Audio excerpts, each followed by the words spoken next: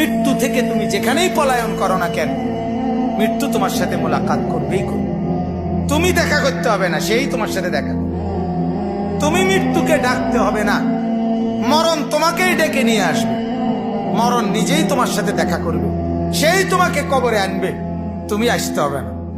হাদিসের মধ্যে আছে, আল্লাহ নবী সাল্লাল্লাহু আলাইহি ওয়াসাল্লাম হাদিসে ইরশাদ করেছেন, প্রত্যেকটা নাফরমানের লাশ যখন খাটের মধ্যে করে কাঁধে তোলে, মানে কবরস্থানে নেওয়ার জন্য যখন লাশ খাটের মধ্যে কাঁধে তুলে নেয়, তখন এই পরিমাণ চিৎকার করে ওই নাফরমান লাশের খাটের মধ্যে।